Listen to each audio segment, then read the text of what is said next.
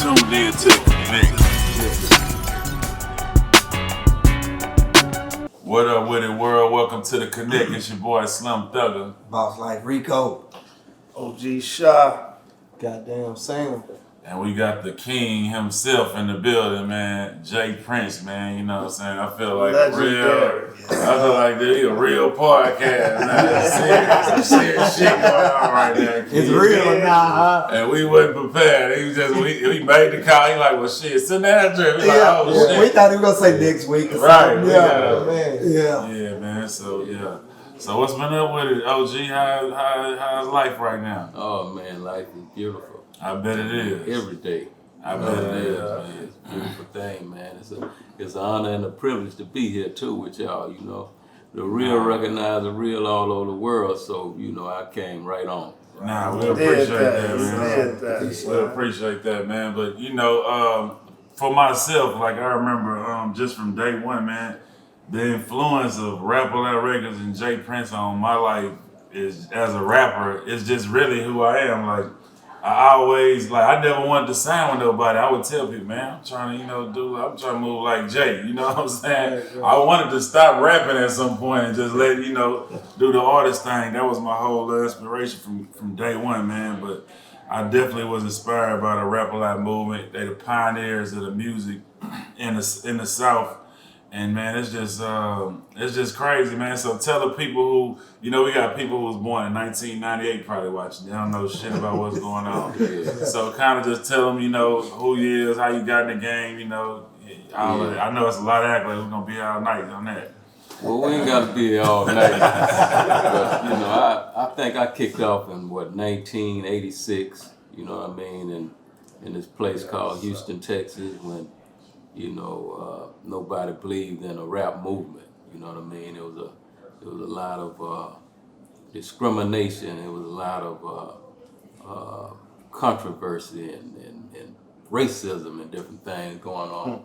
When I started this movement in '86, and let's hold up. We ain't professionals, so maybe we need to go before that, before the rap game. What was Jay Prince? What was before the rap game? Like, what was like being Jay Prince back then? Lil J is what it was exactly back then, right? You reach back. Yeah, no, it was a beautiful journey back then too. You know what I mean? I seen the pictures. It's proof. It's evidence. I seen the Throwback Thursdays by the fans and everything. I seen it. I had a lot of fun. I had a lot of fun back then, Slim. I come from Fifth Ward. I'm from Fifth Ward. Okay.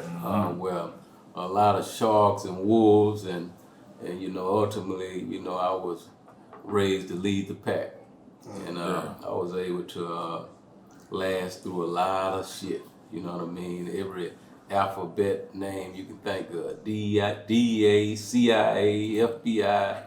I became a target of all of them, and I tell everybody, God had me in the palm of his hand, like a bunch of ants, crawling around. They wouldn't let none of them bite me. So, I need to understand that. Yeah, so I went through all of that. You know what I mean? That was a whole lot. That's a movie within itself that I don't want to see it. Yeah, we're gonna share that. Yeah, let them see how we really done shit down there in the South. And ultimately, I started focusing on a big picture, longevity. I wanted to be here for my grandkids, for my kids. I wanted to leave a legacy behind. So therefore, I had to align myself up with a whole new state of mind, which I did, which brought me here today. Growth. Yeah. Growth. Yeah. Man. At its finest, growth and development, right? Growth and development. Yes, sir. Man, that's just the let's talk about how it was back in that, because it wasn't no game. So it's kind of like, I don't even know how to say this shit, like how it was to even break the dough down and coming from Houston. At that point in '86, basically it wasn't even a lot of rap, period. But if it was from what, New York or LA? Yeah, definitely New York, LA. it reminded me of the Oilers. You remember the Houston Oilers, right? Right. They say this year I knocked on the door. Next year we're gonna beat on the door, and they say this year we're gonna kick the motherfucker in. That's the Geto Boys intro. I remember that. I remember that. So Yes, we sir. beat that, and we had to really execute that in real life because coming from here in Houston, man, it was it's a lot of obstacles, a lot of non-believers, even a lot of the artists. Was followers. They want to imitate New York, West Coast, and we had to take a stand and say, hey man, we don't have to be ashamed of our lingo, our southern accent and shit like that. And I took that stand with members of the group, and that's what separated a lot of the original Geto Boys because they want to be imitators. Yeah. And I'm like, oh, y'all ain't qualified to represent the South if y'all want to imitate somebody. Right. Let's be who we are. I love that. That's I what love made that. me not be. I came here in '86. I was over there in the Heights and I saw y'all. Y'all went to a show and you pulled up in a drop top Benz and collected all the ropes and put them in the briefcase.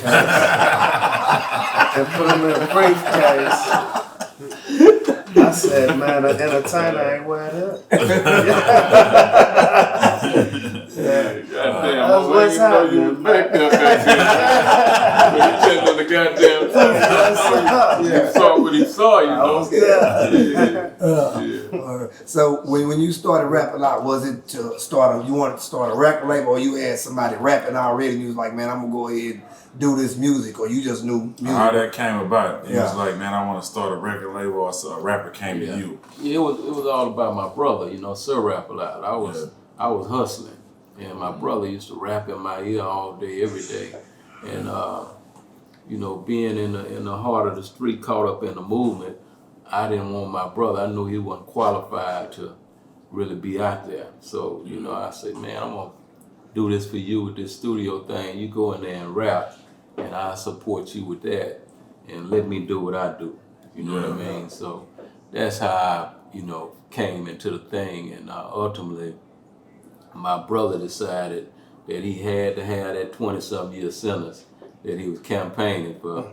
You know what I mean? He didn't want to stay in there, so he went and got it 20-something years, and I was left with groups of members of the group. And I had gave them my word that, I would support them. So I tell everybody it was based on my word, that kept me in the game because, I didn't really want to be doing no rap. Yeah. And that's important for everybody to know today. A man of your word is bigger than anything. Right. And you can see the rewards from keeping your word too, you know what I'm saying? So that's real, man. How was that transition from the streets to music? I know it was hard to put down what you was doing that had you to drop top Benz and going over here with that. Yeah, no, most definitely. I wrote about it in my book, The Art and Science of Respect, about that transition. It was one of the hardest challenges I ever made in my life, because it was a hell of a thing, like being caught up in a street mentality with the rules and the street laws and different things where streets was concerned, and then transitioning over to corporate America, which consists of a whole nother different set of principles and rules that, I had never been introduced to. I didn't, know how to really deal with them kind of people. I was trained, a whole different mentality, but, as I explained in the book, it was one of the, I think one of the best decisions I ever made in life was to humble myself and embrace corporate America and, reap the rewards that corporate America had for me. Dealing with corporate America. Yeah. You gotta go It's with not a the whole streets. nother approach. Yeah. Not the streets, you can't. You can't bring that shit, what I mean? They call police. But they grimy just like the streets, though. Right, but they call police. Yeah. So it's like, it's a different world, man. So. Yeah, but it's a beautiful thing, because like a lot of us, a lot of brothers in the streets are brilliant dudes, you know what I mean? And they have, they underestimate themselves and they have no idea if they apply that same brilliance over in corporate America, we're even stronger than a lot of the educated that been systemized. Right. So, I had to tap into that world and be like, oh, okay, Yeah. Shit, I can do this better than Woke the another doctor. part of you up. Yeah. So then you started rap a lot, and your brother went to jail. Yeah. So then who was next on the roster to come up? You know, goddamn, I think even before my brother, Captain Jack, man, I put a record. Wow. Captain Jack, man. That's way back. Man. Yeah, Don't do it like that, baby. Captain Jack, man. Jack. I done a single on Captain Jack. And I think after that, Raheem, Raheem, the Vigilante. Yeah, Raheem he was a member of the Geto Boys, and what I done was, at the time, nobody would embrace the Geto Boys. They felt like we was too hard. This shit wasn't acceptable the way it is today. So I had to do a solo with Raheem, and I went and got like 150,000 from A&M Records, and I took that money and really just invested in the Geto Boys. Yeah. You know what I mean? I let them do the best they can do with Raheem because I was after that hard shit. Man. That's how that went, man. That's live though. So after what year did the Geto Boys really get their respect? Whatever or you feel like they got the respect they deserve.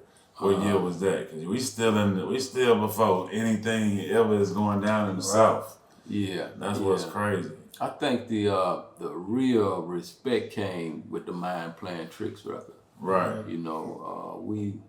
We had done a lot of damage prior to that, but ultimately, city by city, state by state, with Mind Playing Tricks, we just kicked every door in. Now, how is that with the independent? Well, we didn't have social media back then. Right. So we traveled. We actually targeted every market. You know what I mean? It was almost like a domino effect. We hit Chicago, we hit Detroit, we hit all these different places one by one until we ultimately got to New York and LA, and it was. What was the hustle back then though? It was let's put posters up all around here. Let's hit up the clubs.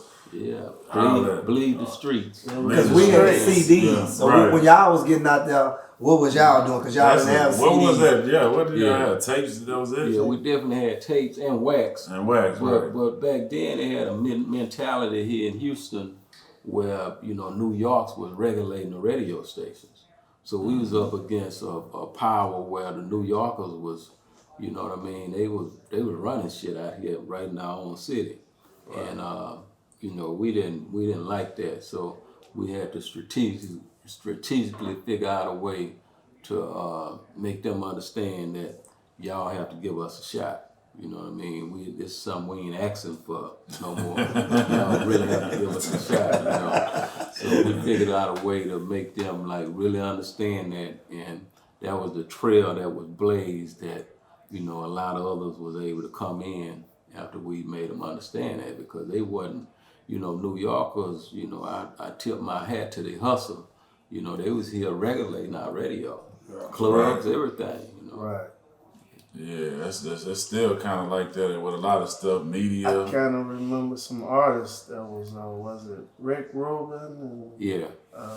They was from New York. Pierre, his brother. Yeah. And you started, Mike Dean kind of started out with you, huh? Oh yeah. Yeah. Mike Dean, when he came to me, he just know how to play a guitar and a piano. Yeah. He wasn't a producer. He wasn't, none of that. So you're responsible for a lot that a lot of people don't even know that. Yeah.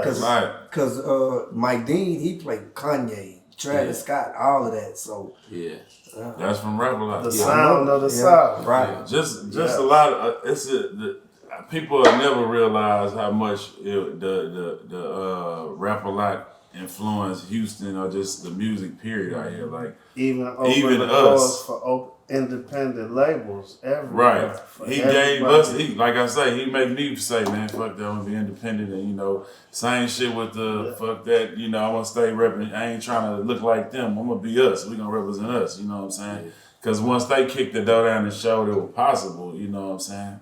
That's all you had to do was see it one time, and that's it. That's inspiring enough. Yeah, once I peeped the game, you know what I mean? Once I got in there and taste blood, my objective from day one was to try to awaken as many real niggas as possible.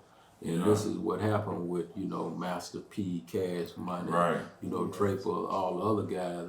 Anybody follow my movement, my intro, you know what I mean? I was spitting shit, come on. You know what I mean? I'm talking to real niggas, come on, let's create this movement, because I was after creating a movement in every hood around the world so we can create our own major. That was my concept of having major power. That's it. Not today's day it could work, because it's you know, everything That was streams and shit. That was forward thinking. Yeah, for real. Yeah. Would you say the game was realer back then or now? Cause like now we say it's a lot of fake shit. Now I always say, man, y'all had realer niggas back then. You know what I'm saying? So you think it's realer then? That ain't even like, you know. It's not even a question. Even biblically, you know, they say every generation gonna get wilder than weaker. So, that's true. That's just how that is. Nah, but just even on the music side, like as up and coming rappers, you know, as us coming up, as me coming up in the game, listening to the Geto Boys, growing up listening to Geto Boys, you know what I'm saying, just how real the music was, it made me have to be a certain type of rapper, you know what I'm saying? Like, and that's what I think missing from a lot of youngsters. They ain't getting to hear that type of message we was hearing back then, because it ain't a lot of that going on no more. Yeah. You know what I'm saying? Yeah. That was who we looked up to. They was influencing us, you know what I'm saying? Yeah. And he was, and it was all about the message, you know what I'm saying? It was a right message. Yeah, and it was about the movement. You know what I mean? We created movements back then, and now they caught in the moments. You know what I mean? Right, exactly. Well said. Yeah, so exactly. You know? That's real though. That's real. And then you know what else happened? The internet. See, because back then, Slim Thug growing up in Houston, you had to listen to rap a lot, because that's all we listened to. That was what was around us. Yeah. Now these youngsters can be influenced by a dude with 1 million followers from another country, another city or whatever. You know, back then this is all we would see. You know, rap a lot everywhere we had to be influenced. That's why I respect the hustle, but because me coming from another ghetto, you heard in every ghetto. That's how you know our culture is big, because the same message applied. It may be a different tone spoken, but the same recognized real all over. Yeah. So after Geto Boys blew up, you came out with a hell of a roster. You had from Big Mike, Convicts, you had Fifth Ward Boy, you had everybody. Crucial conflict. Right, do or die. Do or die. Was you going catch was you like, hey, I see them doing something, I'm gonna go get them, or everybody was flocking to you? Yeah, it was a combination of both. You know, I wanted to, what I done originally, I like surrounded the city. You know what I mean? I got something from every side of the city and I brought it together. You know what I mean? I brought the movement that I wanted to put together to, and it's some shit, it's the thing that they not doing. Like when I look at Dallas and I look at a lot of these other places, they won't unite that power together. Like I had all them artists working on Geto Boys album together. Mm-hmm. You know, the first Geto Boys album was influenced by, we was picking strong shit from everybody, because my leadership role was, let's do this together. When we open this door, I'm gonna let everybody through. Yeah. So why not unite this power, come together, and then we all eat. Right, that sound big. Yeah. You know, and that dissolve animosity from the north, the south. You know, I ain't had none of that shit with my movement, because I brought everybody in. So let's unite. That's big. That's dope, though. That's dope. Okay, so what about now? Right now, we in Geto Boy world. When did did they get along from the beginning, or was it like, how did they go? You know what I'm saying? Was you stressed out? Working with a group trying to put 3 different people. How's that? You know what I'm saying? Yeah, they didn't know each other. Right. You know, this was, exactly. These were 3 different personalities, 3 different people that didn't know each other, but it was a vision that I had that I wanted them. You know, I brought them all together and told them, okay, let's start this Geto Boy. This ghetto is all over the world. You know what I mean? They're going to be able to relate to this. We're going to do this together, and then you can do your solo thing. So once again, it was a unity, you know what I mean? It was a unity movement, even with the Ghetto Boys. To kick the Right. drum. Yeah. What brought But no, about? they didn't. Them niggas ain't like each other. So when that shit, Only on the clock they fooled each other. Off the clock. So it was a real job. when that mind playing tricks hit, that money started coming out. That whole that escalated even more, probably. You know what I'm saying with them. Yeah. That's I crazy. gotta ask you the famous question. So, what brought about Larry Hoover on that album? Oh, well, Larry Hoover, well, let's start with Chicago. Chicago embraced rap a lot before Houston, before anybody embraced rap a lot. Chicago is the first one to embrace me, you know what I mean? They could relate to us a little stronger than our own even at the time. And it was from, you know, that embracing of Chicago that I ended up talking to Hoover on the phone, and, you know, which led to me visiting him, and, you know, it went from there. But yeah, Chicago, you know, I'm forever love the Shy because they embraced me first before anybody.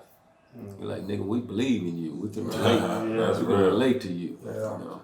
The message he gave on that album was sort of like the same as you saying, kicking the door in and bringing everybody with you. Yeah. No, most definitely. And, you know, I got a lot of threats and a lot of shit about that when we decided, because after I met with him, you know, I was so impressed with his mindset until I didn't want to keep it to myself. You know what I mean? So it was my idea. I said, I have to let you spit and say what you want to say. Some of the same things you said to me, to the world. I want them to hear it. And upon doing that, you know, all these 3-letter police departments, I got calls from some of everybody threatening me, if you do this gonna happen, this gonna happen. And at the end of the day, you know, it was like, y'all bring that shit on. You know? What's your favorite Ghetto Boy album, you think? Which one? Oh man, it have to be Mind Playing Tricks, you know. Mind Playing, because it's the open the door, one open the door. For the South. Yeah. So at that time, y'all gaining fame, and at the same time, you got the feds and the CIA all over you. Yeah. How you move around that? I moved around with a movement, you know what I mean? I moved around in sync, you know, I moved around not straddling the fence, you know, because, you know, when the people, when they zeroed in, you know, you understand that you can have 99% of all the shit right and 1% wrong, and they'll take that 1 and destroy the 99. Right. So when you understand that, you create the movement with individuals around you with that same understanding, and then you don't allow fear to paralyze you. You just put the spotlight on all that bullshit they doing, and you know, real niggas love that. I can contest. So what's like one of the books you read in order to gain knowledge as far as like what you doing? Yeah, one of the books that like I used to never read. I used to like despise reading, you know, coming up in school. I ain't really like none of them books and shit.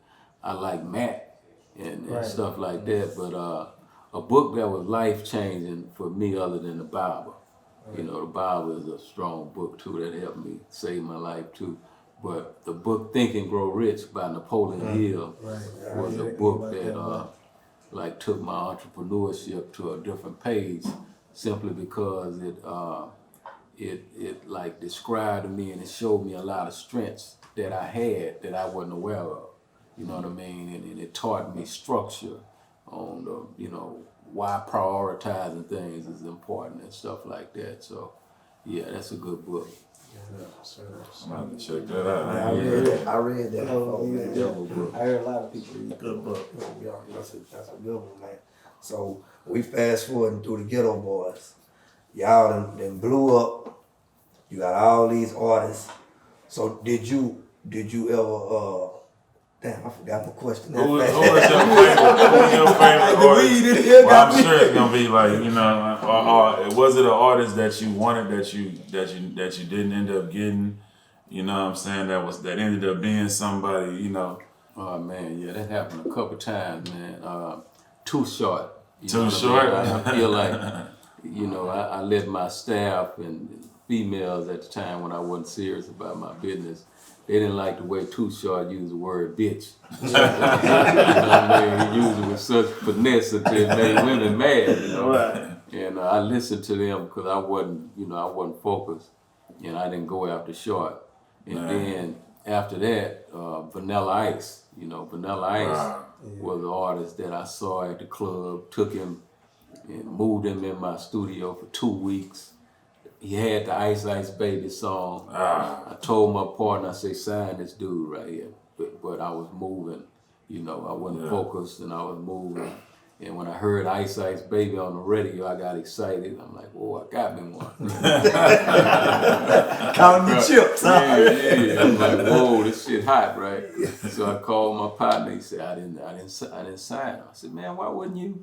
He said he didn't like him. So that's what made me really kick in. I said, you know what, that's on me. I took responsibility for that, because I could have, he was in my hand and I relied on somebody else to sign him. And that's when I woke up. I'm like, you know what, this shit won't happen to me no more. So that's what you believe, that's a big part of success. You the one putting your hands on everything, or Oh yeah, most definitely.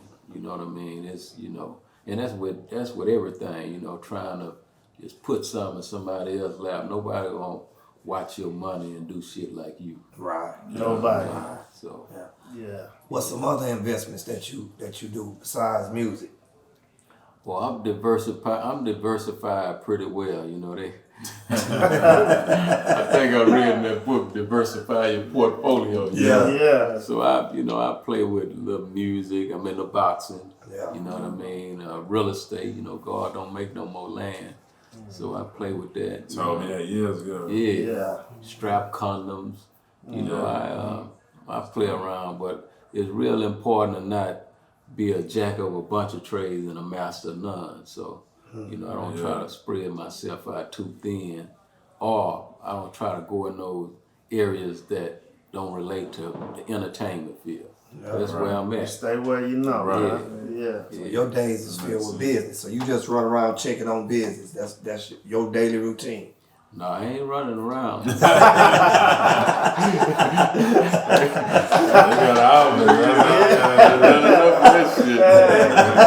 You put in your time. Yeah, it's important, like in your youth, man. And the point is, and this is like real important for the youth to devour your youth. You know what I mean? You have to set yourself up for 50 and 60. You know what I mean? If you don't put that work in and set yourself up, then you ain't got no foundation. You ain't got nothing to live off of. So I went like, in my 20s, I would stay up 2-3 days straight, just grinding nonstop, 7 days a week. You know what I mean? Because that was a hustle. Hustle. Yeah, and now I'm able to do some cruise control shit. Now. Yeah. You know what I mean? Shit on autopilot. Yeah. But it comes from the sacrifice. Built it that way. Right. The youth. Yeah. And that's and probably the biggest reason for you to be on cruise control is by being your own boss, you know what I'm saying? And owning shit. And because when you own shit, you can get paid forever. It's like owning a piece That's of what kept you independent for so long? Yeah, residual Ownership. income. Yes, yeah, most definitely. I wouldn't sell shit. You know what I mean? I just held on, you know what I mean? Because I was holding on for a reason, and I was holding on for grandkids and kids. I'm like, I understand that the Jews and all the other races are able to eat for decades and generations because, you know what I mean, they hold on to, whatever they own and different things. Bigger than they say. Right. When they become bigger than you, it lasts long. Me and Rico recently just had that conversation. Did you have a mentor to tell you that that's just something you read or you peeped like, man, I need, keep all of this? Because I know they came at you, hey, we give you $1 million for this and that, and you was like, no. I didn't have a mentor in the beginning. Even people I embraced to try to give me some insight gave me some wrong insight. You know what I mean? From New York, they turned me on to people that ran off with my money. So I had to let them know it's not nice. It's not a good idea to run off with my money. Yeah. So all that shit, like real street shit, you have to deal with. But you know, it's a real game. What was that question you asked? Did you have a mentor or somebody No, to help you? no. So I didn't. It was like through trial and error. You know Right. what I mean? In the game for me, I had to hit my goddamn head and figure it out, and ultimately, I did. I figured it out. But I will say I had practice in the streets. Yeah. You know what I mean? You know what I mean? I had practice.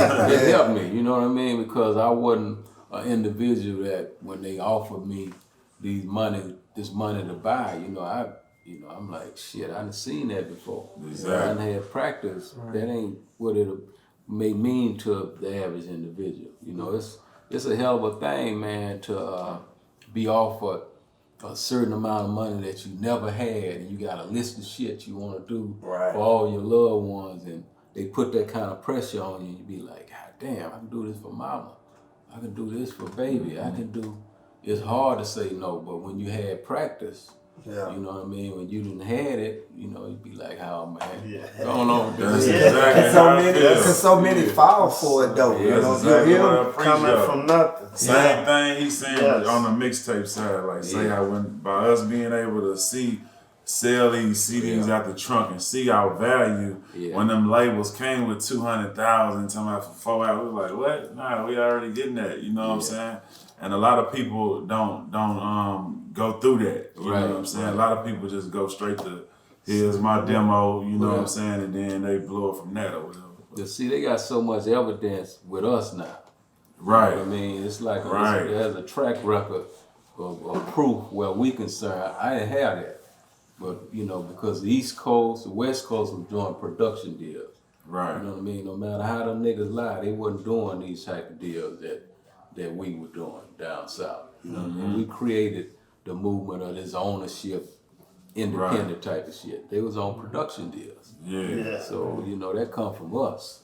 And had backings and, to come from out here and make motherfuckers believe in itself is just crazy, man. Yeah.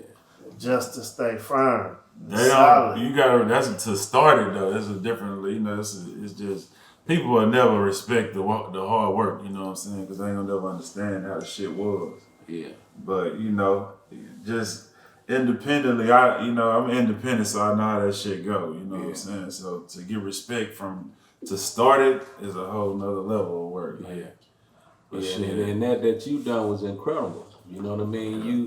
You come through, you witnessed what was done, and you know what I mean? You stood strong. That was my inspiration though. I seen how you move, and you wasn't my direct mentor. We on the phone, Jay, how I move like this, but I'm watching. You know what I'm saying? I'm seeing how to move, seeing how this go, and I'm seeing who lasting and who ain't. You know what I'm saying? That's big. Yeah, That's so good to pay attention to. I'm seeing who lasting and who ain't. I'm like, hold up, okay, all right, and then it taught me how to move, like I say, even just from afar, and it's just like. You got people you sit back and look at like, man, I gotta get this, I gotta get that. And that was always a lot of my life.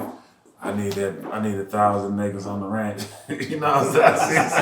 All this type of stuff, you know what I'm saying? It's something to look up to, it's something to chase, and then it's kind of like a road map to know, man. You can be doing this here and doing that there.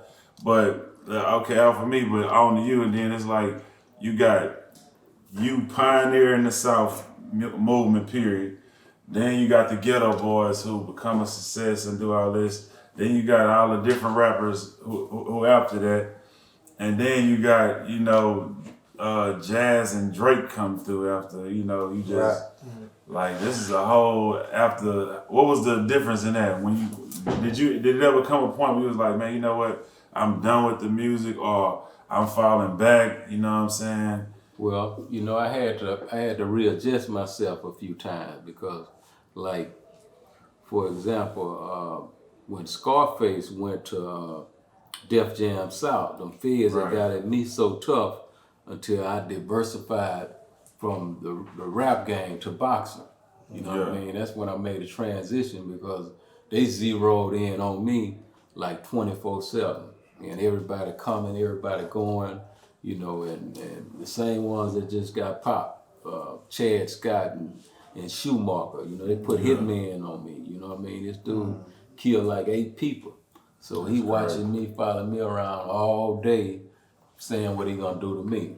So I had to let them know I ain't one dimensional, you know what I mean? I don't just can do music. So what I done was I tapped over in the boxing world and I popped up on HBO in their living room with their families. I seen them in the ring. In the cameo. I seen them in the ring. Yeah, how about that? Yeah, all they can say, that nigga going So, you know, I let them know we not one dimensional individuals. You know what I mean? We street niggas, we brilliant people. You know, we can do it all if we want to.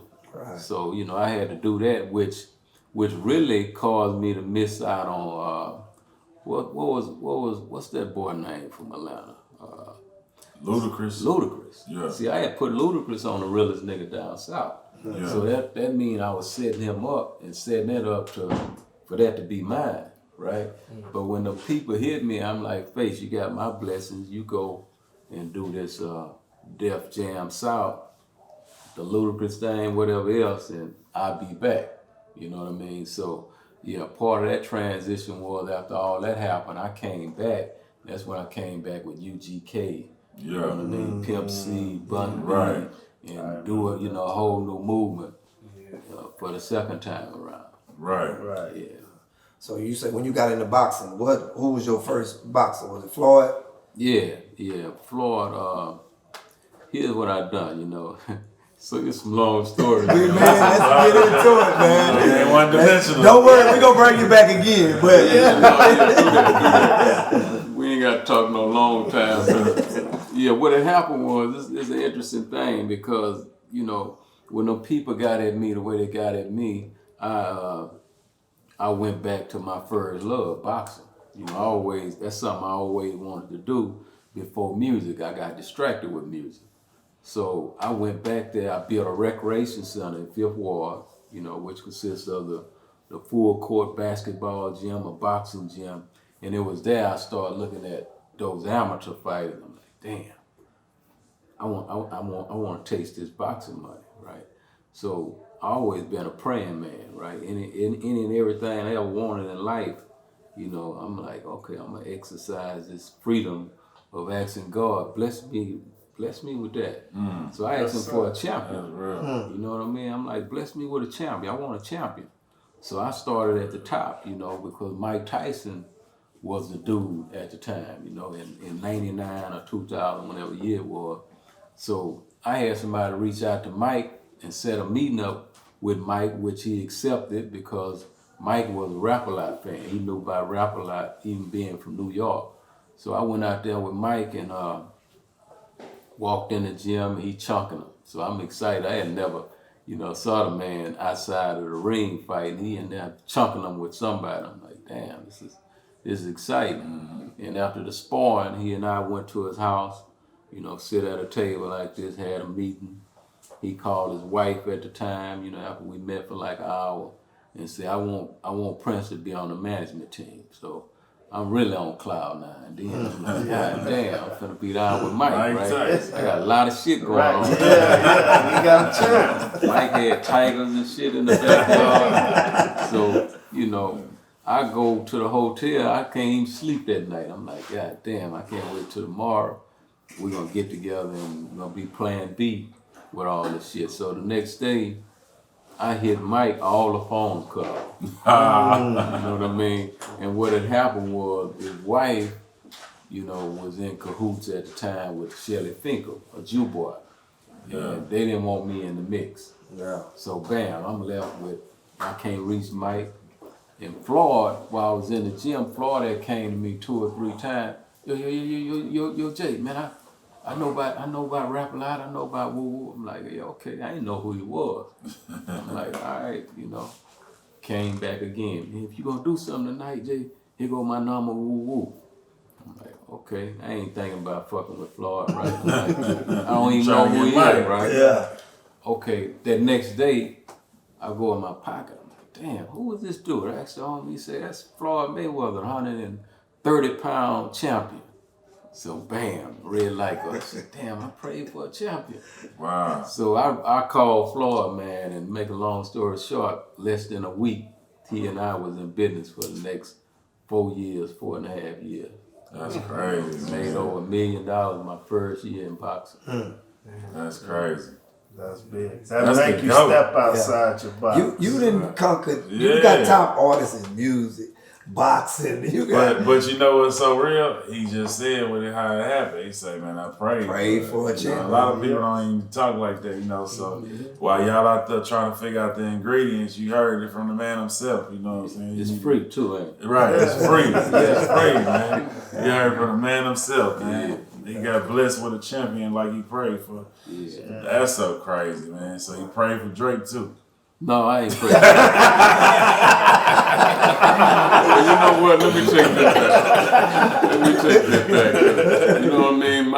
In my prayers always, whatever you have for me, bless me. Right. You know what I mean? He happened to fall up under one of those blessings, but you know, I didn't hear it. That was the thing, you know, when my son, and I tell y'all how that story went. You know, Jazz was on tour with Lil Wayne. And, you know, I called Jay. I say, man, I don't want you just hanging out here on no fan shit with Lil Wayne. And I said, you got to come on with some money. Yeah. And I said, what about your label? You're like, oh, no, I'm good, Dad. I said, no, you ain't good. I said, I need you to go to Lil Wayne and tell him you want to start a label. Y'all can be partners. You got to start thinking about your shit. You know what I mean? So he's like, okay. I said, go tell him, you know, yo, man, got a meal for you. You gonna start your own label. You wanna do a partnership with him, and you got some artists you wanna do first. So he went to Wayne. You know, he hit me back excited. You know, he like, oh, he said he down. You know, I knew he was already down because shit, I had been looking out for him for like 3 weeks to a month on the road everywhere they moved. Yeah. So I'm like, okay, let's goddamn chop this paper up. So so anyway, you know, I said, who your first artist gonna be? You know, what you got? Who your first artist gonna be? And that's when he said this artist named Drake. Like, okay. You know, I told this motherfucking story everywhere, but not here. So not on the connect. So he played me Drake, and you know, Drake was singing and shit, right? I'm like, man, this shit ain't going. You know, in my mind, I'm like, hey man, you like this right here? Yeah. Like, yeah, man. You're like, Dad, it's the new sound. I say, okay. I say, I'm still, you know, in my mind questioning this boy. I'm like, who else you got? Like this, I'm excited about this one. This is the new. I'm like, okay. I said, where you from? He said, Toronto. That was another red light, right? Toronto. He said, he buzzing. Now, ever since Jazz was a little boy working in Rap-A-Lot, and all the marketing meetings, he heard me preaching about the importance of a buzz, right? Mm-hmm. I'm like preaching this shit like a sermon on marketing meetings because I wanted to know everything in every city with my street team guys that was starting to do anything. So he used that word buzz, and that's what made me get on the phone and call a homie from Toronto, and he verified. He like, this buzz is real. You know what I mean? This boy's hot. So that's when I say, okay, let's bring him out, you know. And Wayne happened to be coming in around the same time, and bam. You know, I told him, I said, go out on the tour now and have Wayne to put his arms around him on stage and let him do his thing. That's crazy. That's the rest is history. Yeah. That's crazy, man. For it to happen that many times, and right. Money Mayweather, and then, Drizzy. Right, and then y'all even got the Rap-A-Lot Supreme. Y'all did that collab. Yeah, that collab with Supreme. Right, that's young son. Oh yeah, that's Jay. Yeah, Baby Jay in the building. Yeah. Nah, that book was sitting right there. This ain't no prop, Jay. This real shit. Not a prop. It's real. That shit right there. Tell him to go get it. Definitely gotta get that book. This him got the book in his house, you know. Yeah, it's sitting right there. Real life. I'm glad they qualified him. Oh God, man. Respect, man. It mean a lot, man. Yeah. But like I say from day one, man, I just appreciate, you know, having a real nigga to look up to, you know, and show you like how to do this shit the right way, you know, because that's all it really took for me, you know, even from afar, just to watch how the shit go. Yeah. And it's different shit. Like, you know, you just certain motherfuckers just inspire you. You know, pulling up in them Phantoms and them car shows with all them cars and all that shit. You know, all that shit that we love. All that shit, man. Like, all that shit, man. Like going to the ranch. You know, this is shit I'm not thinking about. You know what I'm saying? Like when I first started, I always tell motherfuckers. You know, me and Rico, we was on the porch. We was talking about slab. We was thinking with slab, or we was kings of the world. We wasn't thinking about. We was in the hood. Then Shy and RP Sleep Dog came around, showed us another world, made us get on our shell. Now this we was like move. slab, like damn, we got to regroup. We got to regroup. Then you got diamond chains. Exactly, man. But then at the same time, you got, you know, cats like you, Lil J, on other levels, you know, doing other shit. Like I say, going to that ranch make you say, man, I got to do this shit. This shit is crazy. But like Slim just said, how we looked up to you and Shy them. What you feel like the disconnect with these youngsters nowadays? Because it seems like they not looking up to the right people. The internet. Yeah. I made that statement. Instead of them looking up to IG, they need to get them OG. Right. Right. That's it. Yeah. You can see it clearly though, man. Because you can see that the internet is influencing them. Versus, like I say, if you from Houston, you had to be influenced by Rap A Lot, because that's all we seen. That was what we seen at Chocolate Town, tearing shit down, everything. You know, so Well, talk a little bit about that ranch, man. Because you got a ranch, you got an island. How you get that ranch? That's before Drake. Let's say that. Well, you know, I had another ranch even before music, period. Right. That's my second ranch. My first ranch was a 30-acre ranch when I was 21. I bought 30 acres that I used to. Matter of fact, that's how mind playing tricks came to fruition, riding out there, brainstorming on that ranch. Okay. So it paid for itself. Yeah, for sure. And this go ahead. No, I mean, you know, that ranch that's a plantation property back in the day. The history, a lot of people don't know the history of that ranch is plantation property, and that's something that, you know, as a kid, you know, I used to like hunting and all that kind of shit, right? So I grew up, you know, wanting land, and it was on that ride to the penitentiary. I wrote about it in my book, you know, going to visit my uncle on a penitentiary ride, watching them inmates work all that land, where I really started dreaming, like, I want some land like this one day, you know, a bunch of land, you know, because that's the only vacation I got at the time, was riding to the penitentiary to get out of Fifth Ward, and that's where the seed was planted. And I spoke it to my grandmother in the back seat. She didn't take me serious at the time, but bam, you know, it's amazing having access. The power of having access out the hood can cause your mind to go a lot of places. Right. You know, start how many acres? Instantly. How many acres that ranch? 1,000 and some acres. 1,000 and some. That's crazy. You use that approach in life, then that's what helped you get outside your boxes. Yeah, for sure. Because you, for real, like Gulf Bank days, I remember it was our whole world. When you in the hood, you don't leave that motherfucker. You don't. You know what I'm saying? You have to realize. Yeah, but shit. No, it's a powerful thing, man, you know, and it's important for us to like do that with our kids and different things. Take them outside of that environment and let them see things. You know what I mean? Because more is caught than taught. So when you see things, you'll go by what you see. It'll have a stronger impact on you than a pair of lips telling somebody something. That's marketing. You know, that's real. That's real. It's just like marketing. Right. What's big for me is to see a brother of the struggle come from that to the industry to now you got was an honorary PhD. That's special, man. That's special coming from where we come from. Yeah, you know man. what, you right, man. I ain't see that shit ever coming. Yeah. You know what I mean? I went to a lot of graduations, man, and helped a lot of people, you know, get their degrees and all that kind of stuff. And, you know, I told them, you know, at TSU on the ceremony, like, TSU is one of the first radio stations to embrace Rap A Lot.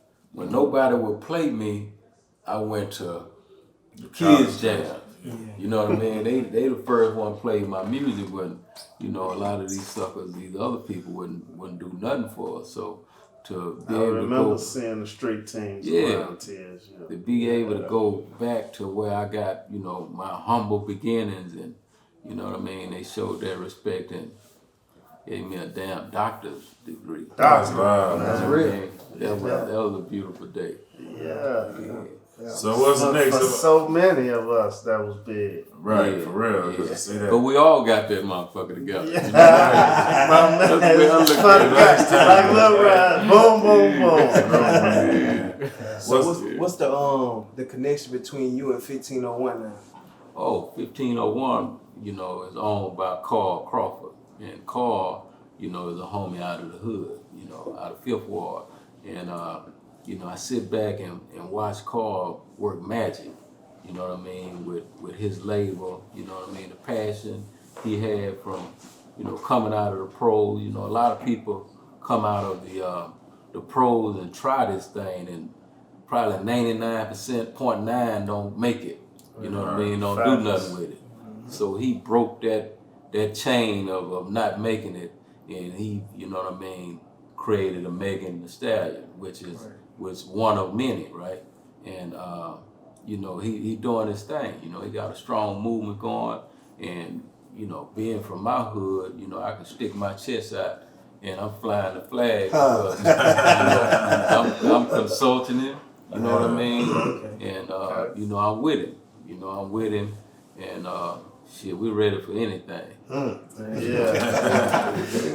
That's how it goes. Yeah. So is there any new rap a lot artists that's coming out?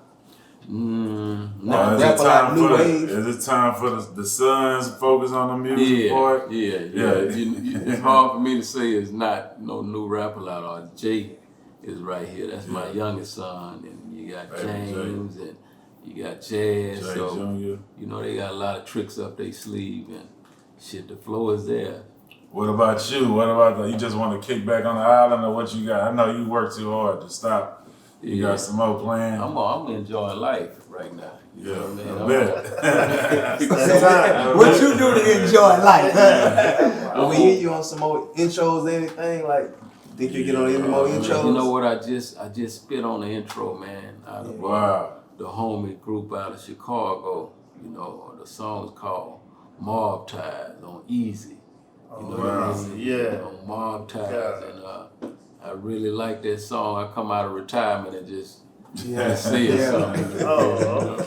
Yeah, so it's gonna be coming soon. You just celebrated a birthday. Yeah. We spit it in the Yeah, man. Beautiful party, gangster party, man. It was good That's a to nice see. song. It was fun, You know, like a lot of the guys, you know, was in the you know, I Dewey them, you know, I was bringing them CDs, you know. Yeah. So it's good, you know. When I was 17 years old, I had knew these dudes, you know what I'm saying? So it's good to see Spook out of there. Chief, we be out there at the park together, get it in still, man. Yeah, man. So everybody started still there, man. Right. That's big vibe. That's real. Yeah. Exactly. We're gonna mob all the way out. Yeah. That's real, man. I see Chief at the Motex auctions here. Buying up some properties. Yeah. Chief, one of the most loyal brothers I know. You know what I mean? man. I remember Chief came to me way back. He was working on the ship channel, and I'm like, he had all this flour. He had been working hard, right? And I'm like, man, why don't you stop working that hard and come grind with me with this shit, man? And Chief walked away from that job, never looked back, man. Work. Yeah. Still going though, shit. Loyalty is real. It's real. But we here.